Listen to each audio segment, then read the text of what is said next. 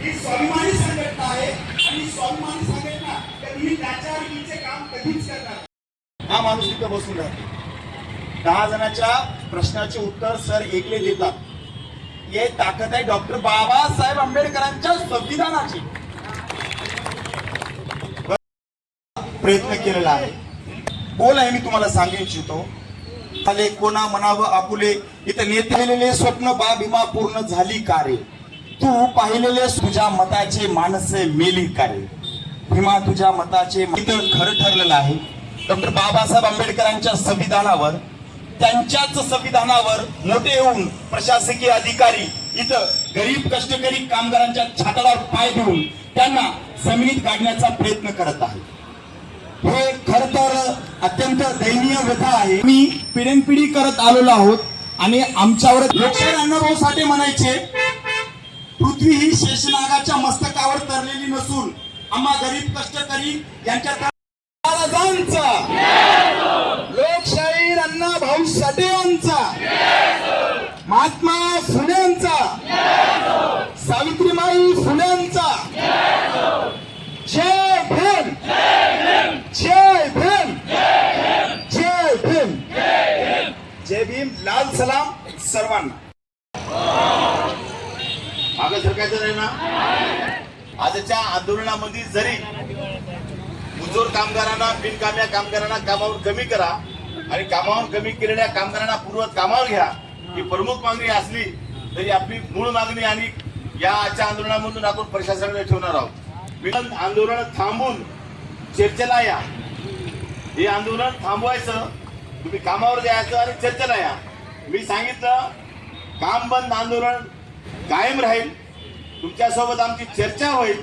ज्यावेळेस आमच्या कामगारांच्या मागण्याच्या बाबतीमध्ये आमचं समाधान होईल त्यावेळेस आम्ही काम सुरू करू. त्याच्या पलीकडे जाऊन सांगतो, तुम्ही जर आमच्या 4 वाजेपर्यंत मागण्या मंजूर केल्या तर मी माझ्या माय बहिणीकडून, आमच्या कामगाराकडून तुम्हाला या ठिकाणी जाहीरपणाने शब्द देतो, आम्ही 4 वाजता या नांदेड शहरातील झाडू घेऊन या साफसफाई करण्याचे मी या ठिकाणी वचन देतो. 4 वाजता सुद्धा आम्ही रस्त्यावर उतरू आणि काम चालू करू. परंतु काम सुरू करा आणि आमच्याकडे चर्चेला या. हे कदापि होणार नाही. हे कदापि होणार नाही. काम बंद आंदोलन सुरू असताना तुम्हाला आमच्या मागण्या मंजूर करायच्या असतील, आमच्या संग चर्चा करायची असेल, आम्हाला निमंत्रण द्या. आम्ही तुमच्यासोबत चर्चा करण्यास तयार आहोत. अथवा आम्ही तुमच्याकडे चर्चेला येणार नाही. आम्ही तुम्हाला रीतसर निवेदन दिलेलं आहे. पोलीस जिल्हाधिकारी, माननीय दंडाधिकारी यांना सुद्धा निवेदन दिलेलं आहे. काय समजता तुम्ही आम्हाला? काय समजता? काम सुरू करून आमच्याकडे चर्चेला या. गरज नाहीये. एक तर तुम्ही आमच्या कामगाराची पिळवणूक करता, एक तर तुम्ही आमच्या कामगारावर चुकीचा कामगार आणून उभं करता. तो आमच्यावर अन्याय करतो, त्या कामगाराला तुम्ही पाठीशी घालता आणि आम्हाला म्हणता की काम सुरू करा, आम्ही आमच्याकडे चर्चेला या. अजिबात येणार नाही. अजिबात चर्चेला येणार नाही. चर्चेला बोलवायचं असेल तर काम बंद आंदोलन सुरू राहील अथवा उद्या पण हे काम बंद आंदोलन सुरू राहील. आमची मागणी अतिशय क्षुल्लक आहे, अतिशय थोडकी आहे, अतिशय छोटी मागणी आहे. तुमच्या महानगरपालिकेच्या तिजोरीमधून आम्ही करोड रुपये मागणार नाही. फक्त मजूर कामगाराला कामावर घेतलेलं आहे त्या कामगारांना कमी करा. जो कामगार 2006 पासून या महानगरपालिकेमध्ये घनकचरा व्यवस्थापनावर काम करतो त्या कामगाराला तुम्ही कामावर कमी केलेलं आहे. त्या कामगाराला पूर्व तुम्ही कामावर घ्या अथवा त्या कामगाराच्या नातेवाईकाला कामावर घ्या. तरच आम्ही तुमच्या संग चर्चा करू. आम्ही ही गोष्ट सहन करणार नाही.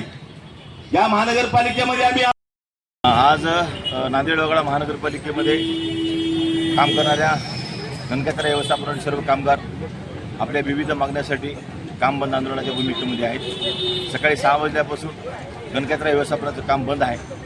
आमची मुख्य मागणी आहे आजच्या आंदोलनामध्ये की जे कामगार प्रत्यक्षात काम करत नाहीत त्या कामगारांना प्रत्यक्ष काम करणाऱ्या कामगाराकडून सुपरवायझरचं काम करून घेतलं जात आहे. तो कामगाराचा पगार घेतो आणि प्रत्यक्ष काम करणाऱ्या कामगारावर अन्याय करतो, त्याच्या गैरहजेऱ्या करतो आणि तो स्वतः 15-15 दिवस महिनाभर गैरहजर राहिल्यानंतर बी त्याची पगार दिला जाते.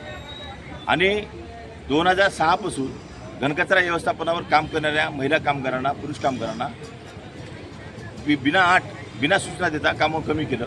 आमची मागणी आहे की त्या कामगारांना पूर्व कामावर घ्यावं किंवा ज्याचे वय 60 वर्ष झालेले आहेत त्या वय 60 वर्ष झालेल्या कामगारांच्या पाल्यांना कामावर घ्यावं.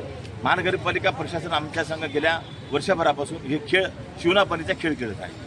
आम्ही महानगरपालिका प्रशासनाला आंदोलनाच्या भूमिकेच्या बजाय आम्ही निवेदन देऊन मागणी केली, परंतु महानगरपालिका प्रशासन आमच्या मागणीकडे कानाडोळा करत असल्यामुळं आज आम्हाला महानगरपालिकेमध्ये बिनकामी कामगारांना कामावून कमी करा आणि कामावून कमी केलेल्या कामगारांना पूर्वक कामावर घ्या किंवा त्याच्या पाल्यानं कामावर घ्या या मागणीसाठी आज आम्ही सकाळी 27 फेब्रुवारी 2026 पासून सकाळी 6 वाजल्यापासून आम्ही काम बंद आंदोलन केलेलं आहे.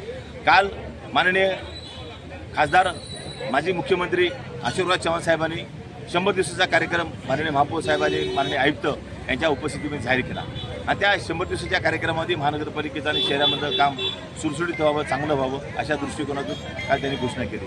माझा प्रश्न आहे 100 दिवसाच्या कार्यक्रमाला, नांदेड महानगरपालिकेमध्ये सफाई कामगार आहे आणि कार्यालयीन कामगार आहे, कर्मचारी आहे, अधिकारी आहे, त्या कामगारांचे 140 करोड रुपये महानगरपालिकेकडून येणं बाकी आहे. 140 करोड रुपये तुम्ही महानगरपालिकेच्या कर्मचाऱ्याचे तुम्ही दाबून ठेवले खुर्चीच्या खाली, ते पैसे न देता तुम्ही 100 दिवसाचा कार्यक्रम जाहीर करता. माननीय उच्च न्यायालय खंडपीठ छत्रपती संभाजीनगर यांनी महानगरपालिका प्रशासनाला आदेश दिला की महानगरपालिकेच्या कर्मचाऱ्याचे 7व्या वेतन आयोगाचे हप्ते 5 टप्प्यामध्ये द्या. 3 टप्पे दिले, 2 टप्पे शिल्लक होतं. डिसेंबरमध्ये त्याचे मुदत संपलेली आहे, तरी पण महानगरपालिका प्रशासन त्याची अंमलबजावणी करत नाही. महानगरपालिकेच्या कामगार कर्मचारी युनियननं औद्योगिक न्यायालय जालना या ठिकाणी याचिका दाखल केली की महानगरपालिकेच्या कर्मचाऱ्यांना बोनस द्यावं. कोर्टातून आम्हाला बोनसची मागणी मंजूर झाल्यानंतर आम्हाला आंदोलन केल्यानंतर महानगरपालिका बोनस देते.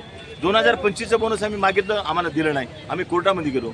का आमचा हक नाही का बोनसचा? तुमच्या कंत्राटी कायद्यामध्ये तरतूद आहे. राज्य सरकारनं 2019मध्ये परिपत्रक काढलं की कंत्राटी कामगारांना दर महिन्याचा बोनस त्याच्या पगारीमध्ये द्यावं, कामगारांना सुट्टीमध्ये केलेल्या कामाचा मोबदला कंत्राटी कामगारांना द्यावा. या सर्व गोष्टी महानगरपालिकेला शासनानं जाहीर केल्यानंतरही महानगरपालिका प्रशासन ऐकत नाही आहे.